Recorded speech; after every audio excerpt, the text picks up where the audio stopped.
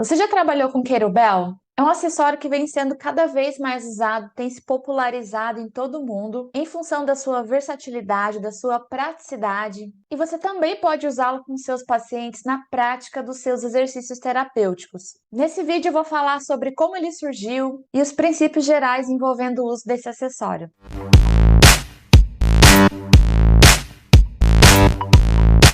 Seja muito bem-vindo, eu sou a professora Glaucia Gonzaga, você está no canal Além da Cinesioterapia, é o nosso espaço para falar sobre exercícios terapêuticos. E hoje em dia existe uma infinidade de acessórios, de recursos que nós podemos usar durante a prática de exercícios. Nós temos a bola de pilates, nós temos os halteres, as caneleiras, bastões, elásticos e um pouco mais recentemente nós temos também a popularização do Kettlebell. Um acessório que, se você souber usá-lo, ele pode ser aplicado em diversas situações. Então, vamos conhecer um pouco mais sobre a história desse acessório para a gente entender de onde ele veio e como ele é. O Kettlebell veio lá da Rússia, né? Por volta de 1700, é quando a gente tem o primeiro registro da palavra gíria, um tipo de peso russo que era feito de ferro fundido. E a gente sabe que na antiga Rússia a força física tinha uma importância muito grande. Já naquela época, o Kettlebell era usado mais como um contrapeso nas lojas, nas propriedades rurais. Foi aí então que os trabalhadores russos perceberam que a gíria podia ser usada como uma ferramenta para a prática de atividade física. Então eles começaram a dar outro uso para aquele objeto. Anos depois, eles começaram a criar competições em aldeias, em cidades, usando o Kettlebell. Em 1913, teve uma revista chamada Hércules que falou muito, colocou em evidência o Kettlebell, colocando como uma ferramenta para perder peso. Olha só, em 1913 já se falava em perder peso. Em 1940, o levantamento de Kettlebell se tornou um esporte nacional na União Soviética. Os primeiros que começaram a usar o Kettlebell foram os levantadores de peso, os atletas olímpicos e também os militares. Na década de 60, a gente vê que o Kettlebell começou a ser usado também nas escolas e nas universidades. Uma década depois, em 70, o esporte se tornou parte da Associação Desportiva de todos os estados da União Soviética, mas ainda não tinha regras, né, muitos limites ali, nem padrões oficiais. Em 1985, um pouco mais recentemente, foi criado um comitê para o esporte de levantamento de Kettlebell e também o reconhecimento do esporte Kettlebell. Aí sim, então nessa época começaram a surgir as regras, as regulamentações competitivas. Hoje em dia a gente sabe que o Kettlebell é usado por muita gente no mundo todo, em diversos esportes, nas artes marciais, no treino funcional, no CrossFit, na própria musculação e pode também, por que não, ser usado nos atendimentos fisioterapêuticos. Como a gente está muito acostumado a usar os pezinhos, os halteres, as caneleiras, de repente surge o Kettlebell com um formato completamente diferente, algumas pessoas podem até ter estranhado. Então ele tem essa configuração aqui que eu coloquei na imagem para vocês, ele é uma bola com uma alça na região superior. No Brasil, a gente acabou popularizando o próprio termo Kettlebell, mas se a gente fosse fazer uma tradução, né, seria bola com alça. Eu acho que ninguém usa esse termo, né?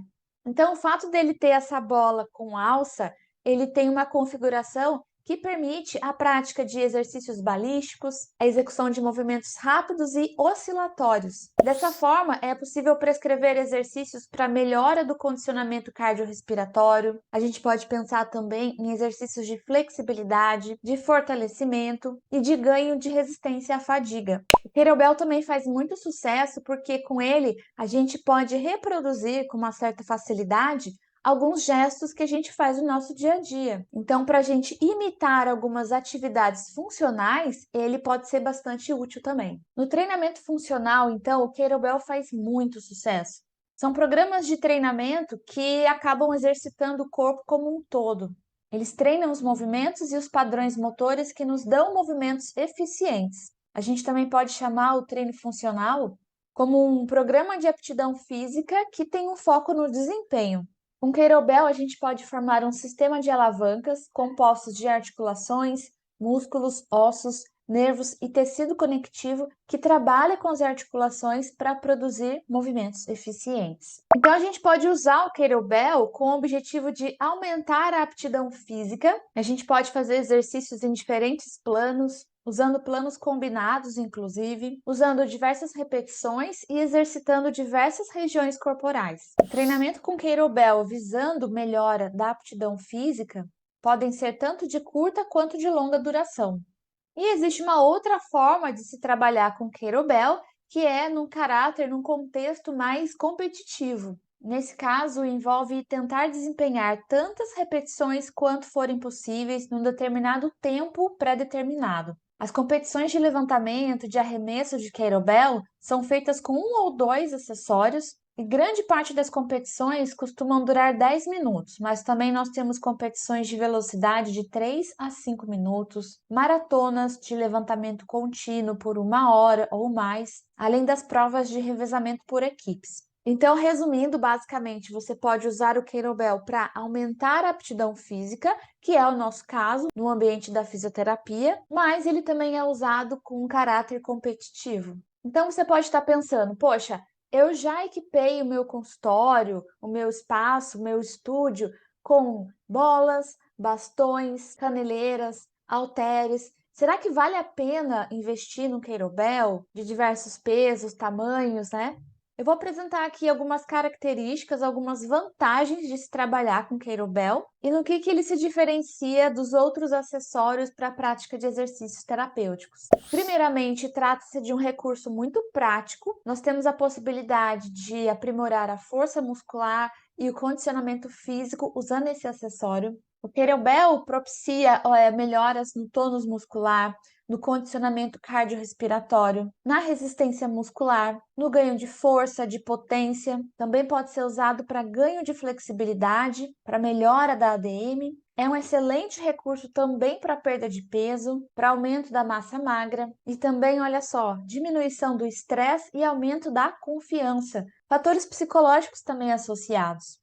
O outro ponto é que o kettlebell é bastante versátil. Então vamos pensar no exercício clássico do kettlebell, que é o indivíduo segurando o acessório com as duas mãos e fazendo um movimento de balanço com ele entre as pernas. Nesse tipo de exercício, vai ser necessária uma contração muscular excêntrica importante, que também vai aprimorar a potência muscular do quadril. Isso vai beneficiar a corrida, o salto, o agachamento. Fortalece e aumenta a estabilidade da coluna lombar e também da região pélvica.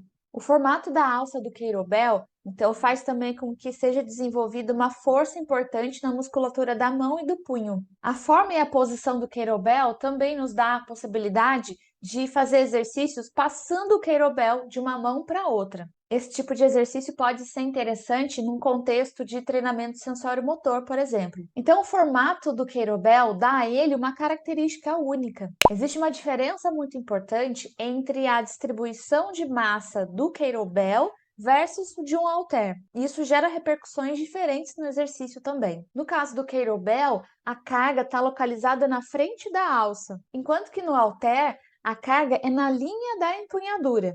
O formato do kettlebell também favorece exercícios que envolvem balanço, que vai propiciar o trabalho em amplitudes de movimentos diferentes. Em relação ao custo, também o kettlebell costuma ter um preço relativamente baixo. Nesse ponto, eu acho que ele se equipara aos outros recursos de exercícios terapêuticos, halteres, caneleiras, né? De uma maneira geral, costumam ter um preço mais baixo, mais acessível. Isso dá a possibilidade, então, de você ter um pouquinho de cada recurso, né? Você pode optar por comprar alguns halteres, algumas caneleiras, algumas bolas e também alguns kettlebells. Ele tem a facilidade também de ser portátil, né? É relativamente fácil de você transportá-lo de um lugar para o outro. E dá para fazer exercício com kettlebell em muitos ambientes, até mesmo no ambiente de trabalho. Num contexto de uma ginástica laboral, dá para se usar o kettlebell. Em exercícios domiciliares, só deixar ali no cantinho, né, naquela partezinha ali do exercício, ele não vai ocupar muito espaço. Então a gente pode dizer que dá para treinar com kettlebell em todos os lugares. Tem também um elemento de diversão. Os exercícios com kettlebell costumam ser bem divertidos e eles também exigem uma certa atenção do praticante. Então pode ser interessante também usar o kettlebell como um recurso para relaxar, né, para diminuir o estresse. Ele pode ser usado pensando nesses benefícios psicológicos também. Outra vantagem é que o kettlebell é eficiente. Com ele, não existe a necessidade de você ficar horas treinando. Você consegue, em pouco tempo, combinar uma grande quantidade de exercícios que podem proporcionar a melhora do tônus, melhora da flexibilidade, da força e da potência, como eu já mencionei. Eu vou apresentar aqui como a gente pode usar o kettlebell combinando adequadamente a frequência do exercício, a intensidade, o tempo e o tipo de exercício. Então, primeiramente, eu vou falar sobre a frequência. Com que frequência você pode usar o kettlebell? Será que a gente pode trabalhar todo dia com ele? Ou é necessário algum tipo de intervalo, né? Intercalar com outro exercício? A gente precisa lembrar nesse momento que a frequência não pode ser definida isoladamente, né? Eu não posso falar assim, olha, você tem que se exercitar todos os dias usando kettlebell, sem considerar outros parâmetros importantes como a intensidade do exercício. Tem um vídeo aqui no canal falando só sobre os princípios do treinamento físico. Nele eu explico com mais detalhes alguns aspectos da fisiologia do exercício, inclusive essa relação entre frequência e intensidade do exercício, ou volume e intensidade. Então, a frequência com que se pratica um exercício deve ser inversamente proporcional à sua intensidade. Ou seja, se você pretende se exercitar todos os dias, é recomendado que essa intensidade seja um pouco menor. Agora, se você trabalha com intensidades maiores, a frequência, o volume de exercício deve ser menor. Então, resumidamente, quanto mais frequentemente você se exercita, menos intensos devem ser os exercícios. E a intensidade? A intensidade é um parâmetro que está ligado ao vigor, ou quão vigorosamente você se exercita usando o kettlebell. A intensidade também está relacionada à quantidade de energia ou esforço necessário para executar um determinado exercício ou uma sessão de exercícios. É interessante aqui você ter um monitor cardíaco para que você possa medir a sua frequência cardíaca. Então, assim, você tem um parâmetro mais real, mais fidedigno sobre a intensidade do exercício. A intensidade é expressa como uma porcentagem da frequência cardíaca máxima e usa a unidade de medida BPM, né? Batimentos cardíacos por minuto. Se você fizer um treino com kettlebell mais intenso, você vai produzir uma frequência cardíaca mais alta. Um treino menos intenso produz uma frequência cardíaca mais baixa.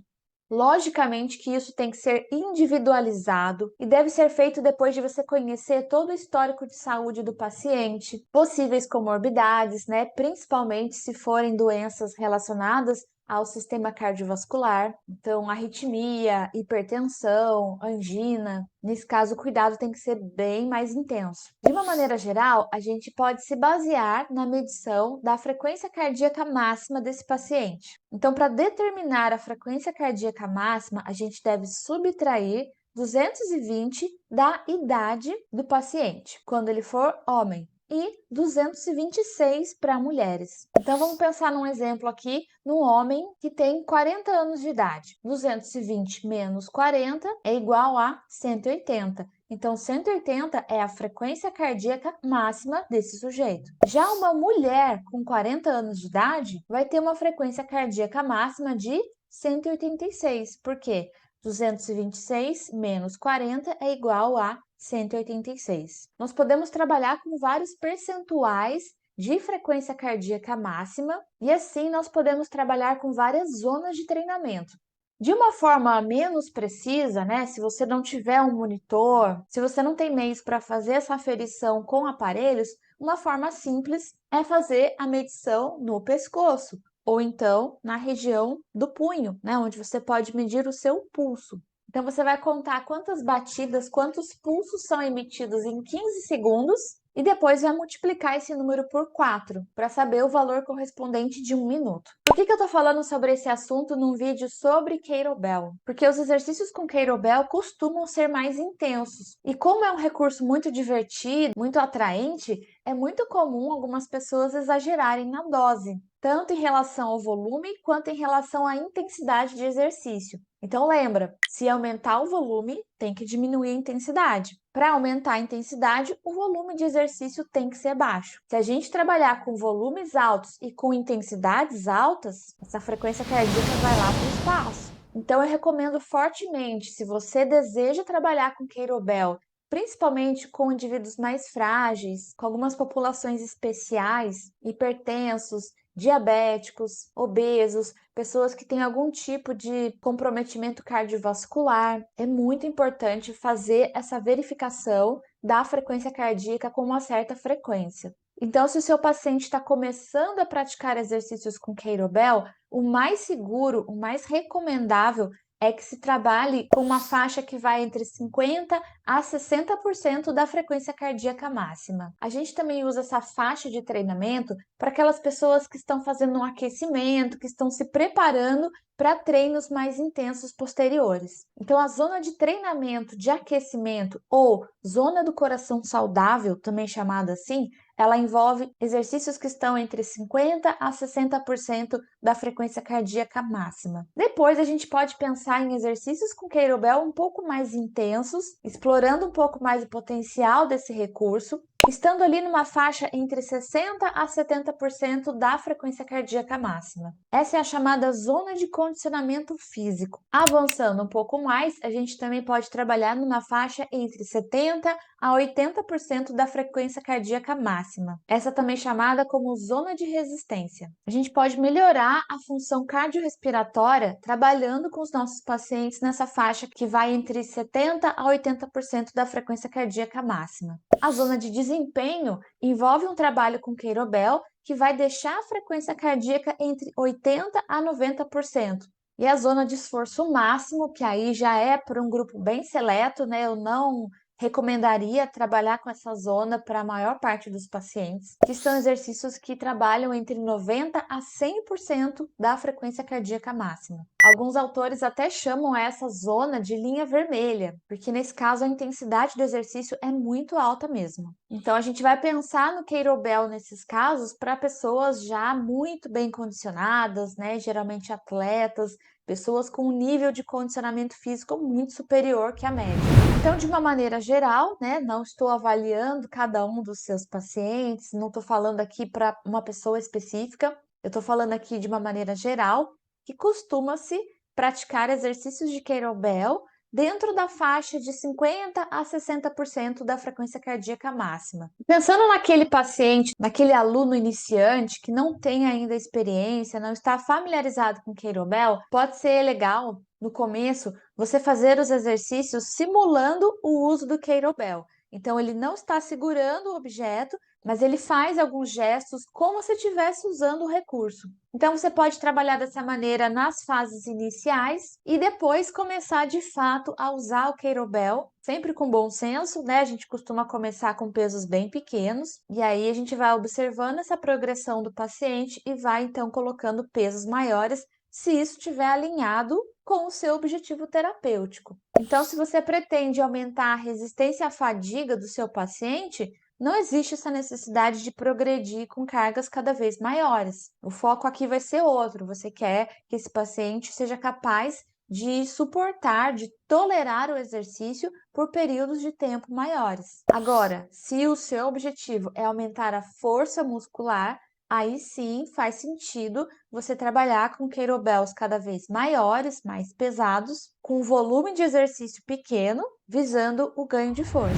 Então a gente vai trabalhar com 4 variáveis aqui quando a gente se refere ao uso do kettlebell: a frequência do exercício, a intensidade do exercício, o tempo de treino mesmo e o tipo de exercício. Tudo isso deve estar alinhado aos seus objetivos terapêuticos. Então, o que eu vou falar aqui não é receita de bolo, eu vou apresentar um exemplo, né, uma forma de configuração dessas variáveis. Então, por exemplo, a gente pode pensar num sujeito que deseja, que precisa aumentar a força muscular dos membros superiores. Então, como a gente poderia fazer isso usando o kettlebell? Uma frequência alta ou baixa?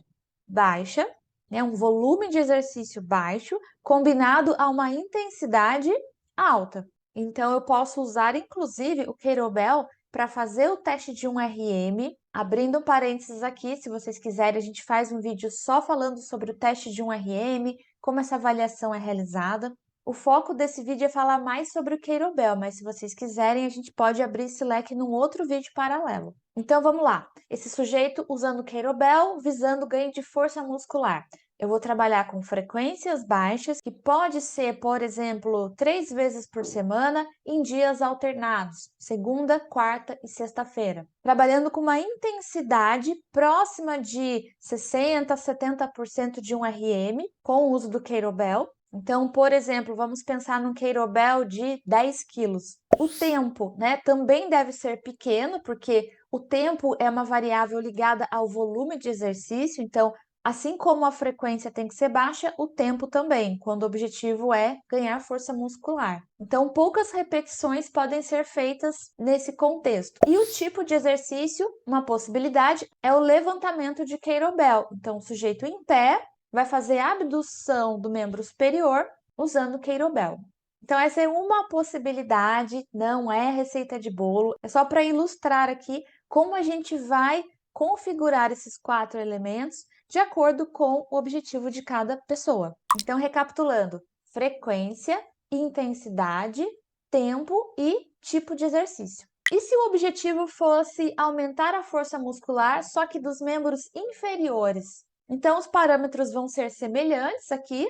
O que mudaria seria o tipo de exercício, que aí poderia ser, né, apenas um exemplo, o exercício a fundo, segurando 1 ou 2 kettlebells. Então, a gente tem que fazer o cálculo de um RM. Se, por exemplo, a intensidade ideal para esse caso seria de 10 quilos no kettlebell, a pessoa pode usar 2 de 5 quilos, porque aí fica até mais interessante, né, trabalhar com simetria, enquanto ela faz o agachamento no exercício a fundo. Agora, se a gente pretende aumentar a resistência à fadiga usando o kettlebell, como que a gente pode, então, reconfigurar todo esse quadro? A frequência do exercício vai ser relativamente alta, a intensidade deve ser baixa, então a gente vai pensar ali em torno de 40% de um RM. O tempo do exercício ou o número de repetições desse exercício deve ser relativamente maior do que aquele que a gente vê no treino de força. E o tipo de exercício não precisa variar muito. Pode ser também um agachamento,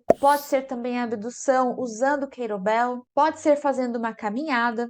Aí a gente vai se adaptando para cada caso especificamente. Uma vez eu fiz uma enquete nos meus stories perguntando se o kettlebell podia ser usado no contexto de um atendimento fisioterapêutico.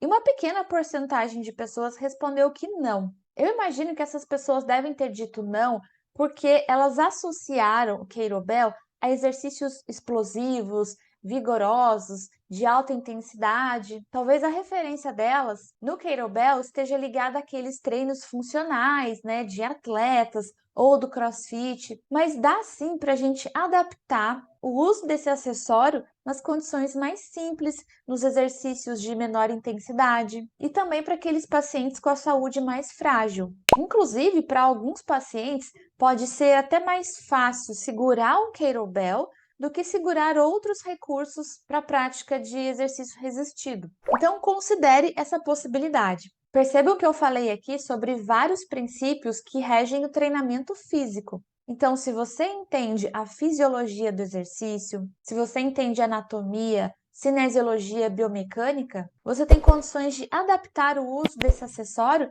para as diversas situações que você se deparar no seu dia a dia. Eu espero que esse vídeo tenha sido útil para você, que ele tenha te dado ideias, bons insights para você fazer as suas prescrições de exercícios. Aqui no canal a gente também tem vídeos falando sobre exercícios com elásticos, exercícios com bola e também sobre os princípios do treinamento físico, que são tão importantes a gente saber. Aproveita para já dar uma maratonada. Um grande abraço e até a próxima!